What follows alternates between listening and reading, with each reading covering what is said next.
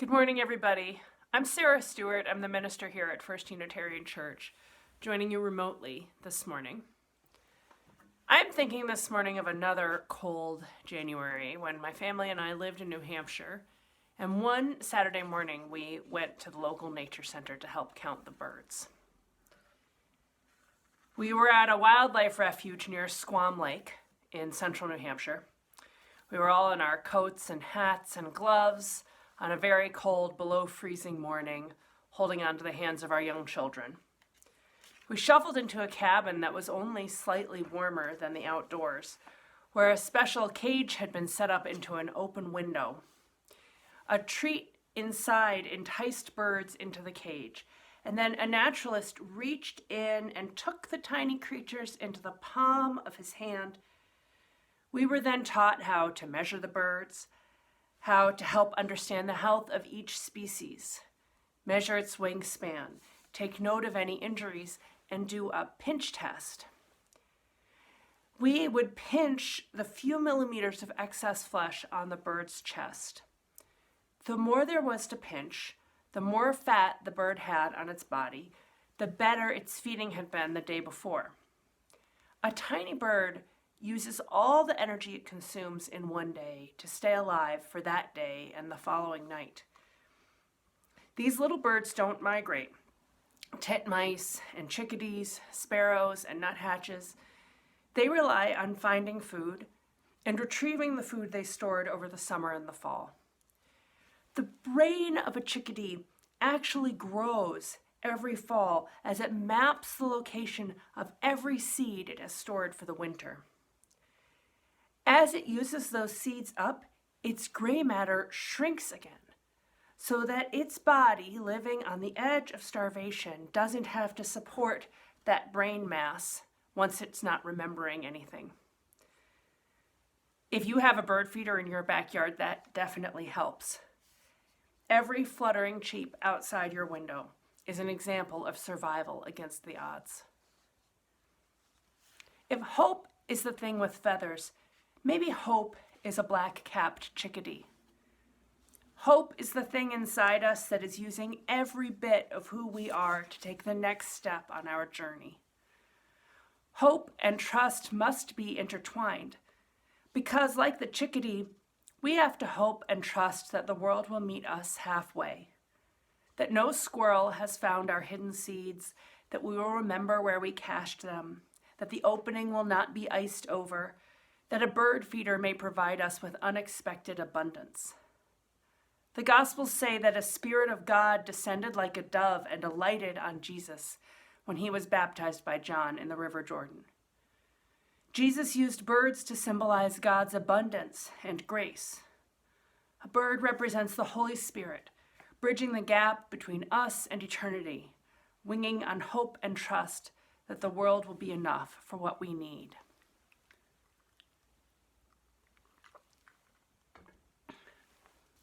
Hope certainly feels like a tiny, hungry chickadee at the moment. We are still slogging through this pandemic, long past our cheerfulness about coping with it. It has laid bare the straining seams of our society, the resistance to science and medicine, the inequities that make health outcomes worse, and the limits of American ingenuity and productivity in the workplace. Everything is harder than it used to be, and every day we are faced with a choice between accepting these new limits or fighting against them. We are presented with the same choice as the young Buddha on his journey of discovery. Will we deny the reality of human limitations, or will we accept them and live in spite of them? Middle-class America is discovering what many have always known. Life is hard. Human suffering cannot be avoided. And yet life is a miraculous gift to be treasured, and we live in hope in spite of this. I have to say my own hopefulness faltered a little this week when my family got COVID. That is why I am preaching to you today from a screen. We are all on the mend. We are grateful not to have been seriously ill, thanks to the COVID vaccines. Coping with this illness, I was reminded again of Susan Sontag's pair of essays. Illness as Metaphor and AIDS and Its Metaphors, which I have read and reread throughout this pandemic. She wrote Illness as Metaphor in 1978 when she was undergoing treatment for cancer. She was disgusted by the use of military metaphors for cancer, or indeed by using any metaphor that did not focus on treatment of cancer as a medical condition. Later, writing further about the metaphors around AIDS in the 1980s, she reflected, "The very reputation of cancer added to the suffering of those who have it." She hoped to calm cancer patients and remind them that they were not, quote, under attack from invading cancer cells, as the military metaphor would have it, nor were they suffering from overcrowding of cells or replacement by undesirables, to use political metaphors. Sontag wrote that the metaphors themselves were dangerous because, quote, they make people irrationally fearful of effective measures, such as chemotherapy, and foster credence in thoroughly useless remedies, such as diets and psychotherapy, end quote.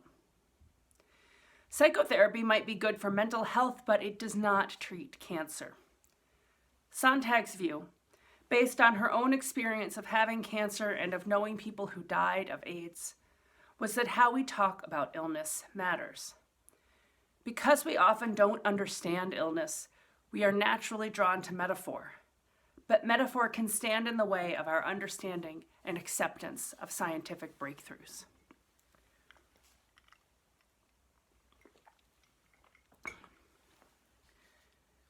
We are experiencing this all over again with COVID-19. The scientific understanding of this illness is evolving and growing all the time. There are no experts anywhere who yet have the last word on COVID or can tell us how this pandemic will ultimately ebb and end. And so we use words and metaphors to try to make sense of it, and we inevitably make mistakes. Last May, I preached about Worcester's history with the influenza pandemic of 1918. And in that sermon, in that hopeful spring, I said that we were emerging from the pandemic and strongly implied that it would soon be over. I thought this church year would be completely normal because the COVID pandemic would be largely behind us. Boy, was I wrong. No one knows what the future will bring. It turns out that this illness is still with us, and we don't yet have the end of the pandemic in sight. So it is more important than ever that we try to discipline our thinking and not let metaphors take over the biological process of remaining healthy or coping with illness. Sontag wrote that one of the dangers of metaphorical language for disease was that the disease itself would come to be seen as a metaphor for the patient. So tuberculosis was seen as a disease of refinement and sensitivity. Because the illness caused weakness and pallor, weak and pallid people were seen as causing themselves to become ill. The same happened to cancer. Because its mechanisms were not understood, metaphor stepped in to say that cancer expressed the character of the patient, and it is not a far step to say that the patient's character caused the cancer. What is it about one person that causes malignant cells to sprout when another is healthy? The answer that it is a simple chemical response in the body, bad luck, environmental toxins, ingesting poison, genetic predisposition, a virus, is deeply unsatisfying. We are storytelling creatures, and we long to tell a story about why we get sick and what it means about us if we do or don't.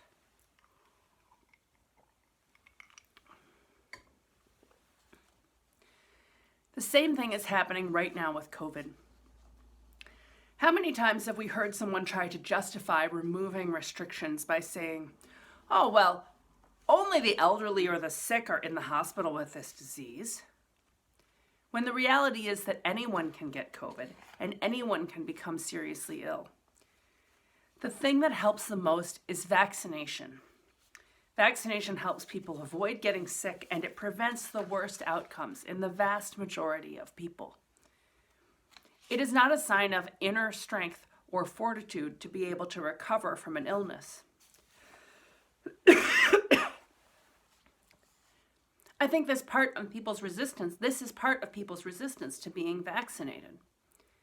They don't understand exactly how the vaccine will work in their bodies, but they feel confident about their personal strength and strength of character. And they see fighting COVID as an opportunity to express something about themselves. Or they see it as an opportunity to express their participation in a group, a partisan political group or a cultural group, a group that organizes itself against the vaccines. Yet these are metaphorical thoughts that ignore the reality of COVID as a disease, a virus that enters your body through the shared air we breathe and compromises our body's essential functions. The virus does not care about your personal expressions of strength or the group to which you belong. All it is programmed to do is to replicate itself in your body's cells. On the other side of the spectrum, taking stricter and stricter measures to stay safe from COVID is also a use of metaphor over science. When this pandemic began, scientists did not know very much about how it spread or what would keep us safe. Do you remember at the very beginning of the pandemic that experts warned against mask wearing because they weren't sure it would help and they didn't want people to panic by them? And then we were advised to wipe down everything we came into contact with because an early study suggested COVID could live on surfaces for a long time. Now it turns out that mask wearing helps. What we breathe is much more dangerous than what we touch. Ventilation matters more than distancing, and vaccination is the single most important tool we have to slow the spread and severity of this disease. These emerging truths have allowed businesses, schools, our own church to reopen and resume their vital work.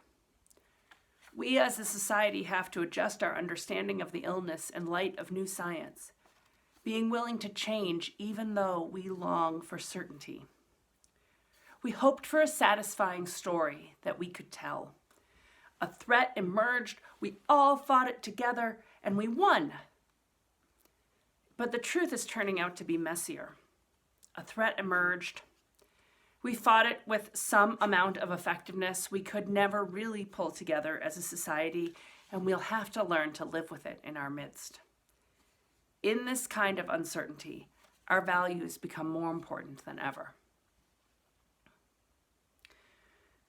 Living our values in this moment means living on the fulcrum of the Buddha's insight. I am of a nature to become ill. I cannot avoid illness.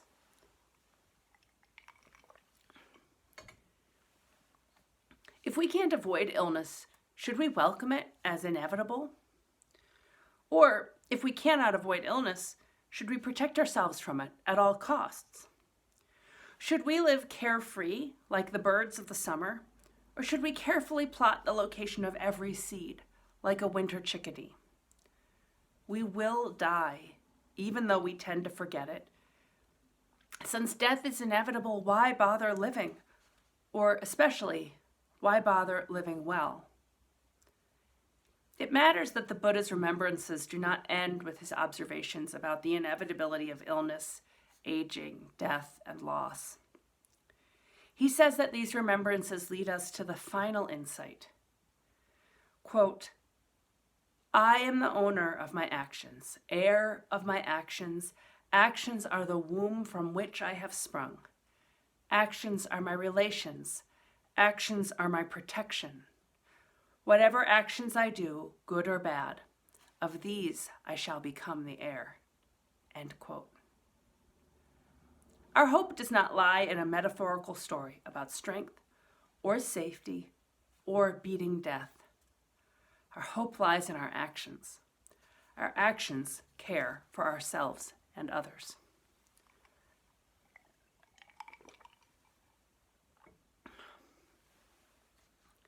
At the risk of once again making incorrect prognostications, it seems to me we must learn to live with COVID as a society. We must get to the point that the virus does not put impossible burdens on our hospitals and result in avoidable deaths. We need to understand long COVID and have compassion for its sufferers. we all need a little more grace in our day-to-day lives.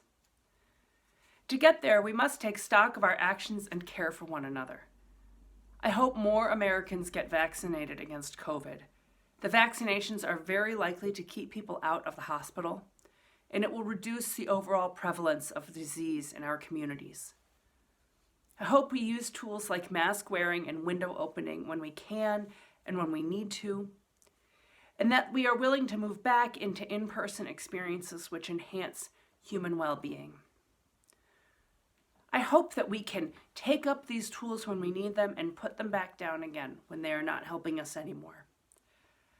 Which means I hope that we become more adept at adaptation and change, that we can hold the present moment with care, like a tiny bird in our hand, and yet treat the future lightly, letting it go to fly free. I wish for us a mind like a chickadee, prepared for the winter, hopeful of the summer sun's return. I love you all. I'll be back in person with you again next Sunday. Amen.